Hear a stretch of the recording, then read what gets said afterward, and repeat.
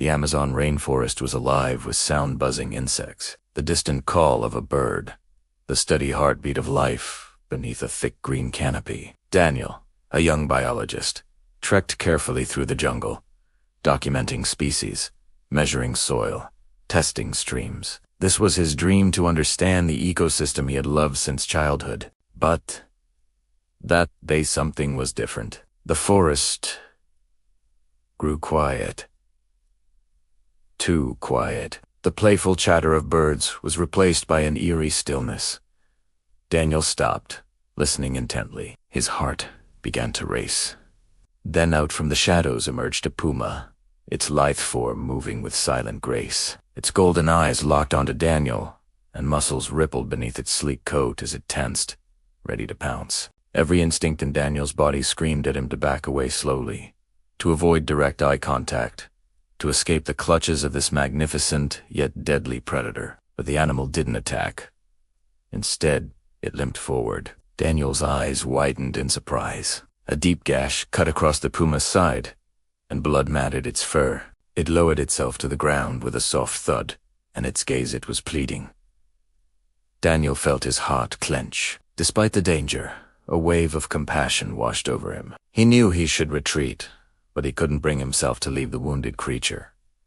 Then he heard it, a low, pained whine. The puma was whimpering. Gathering his courage, Daniel took a step forward, then another. He needed to get closer to assess the injury. With each movement, the puma flinched, but it didn't bolt. Daniel whispered soothingly, hoping to calm the animal. Suddenly, he understood. The puma wasn't trying to hunt him. It was trying to tell him something. It needed help. Against all logic, Daniel opened his pack. His hands trembled as he pulled out his supplies: gauze, antiseptic, water. The puma watched him intently, its eyes never leaving Daniel's face.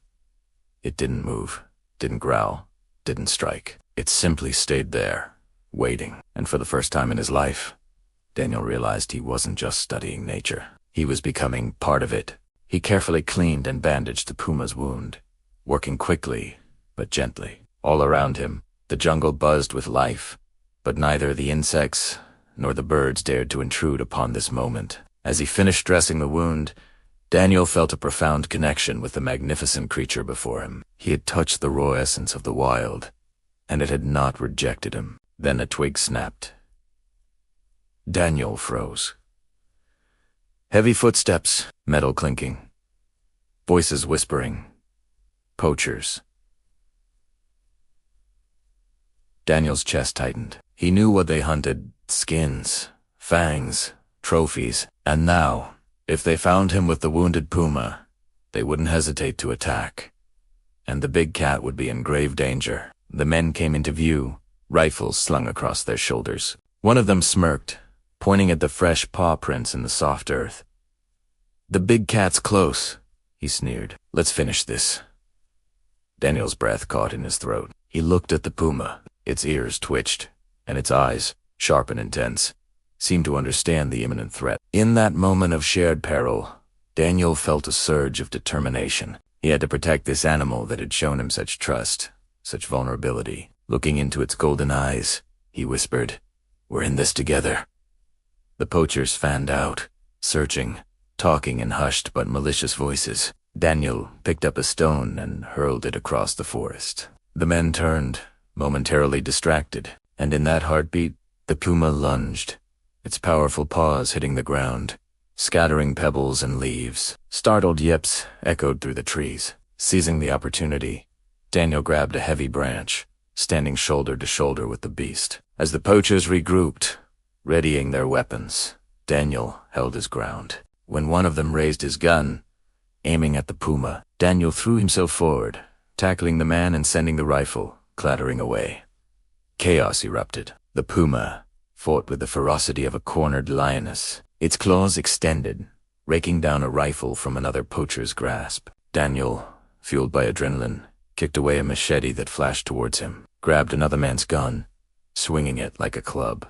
The poachers, taken aback by the ferocity of their attackers, tried to flee, but the puma was relentless, blocking their path, snarling, baring its teeth. Daniel, bruised and panting, kept swinging until the men finally decided to flee, vanishing into the thick foliage. Silence descended once more upon the forest. Daniel collapsed to his knees, his chest heaving. The puma stood over him, its golden eyes no longer fierce, but gentle, almost grateful. Slowly, it began to limp away, disappearing into the jungle. At the edge of the shadows, it turned. Their eyes met one last time in a silent farewell. As Daniel returned to camp, the encounter replayed in his mind. That day, he had faced his fears, defied danger, and forged an unlikely bond with the puma. He had stood with the wild, and the wild had trusted him back. From that day on, Daniel continued his research,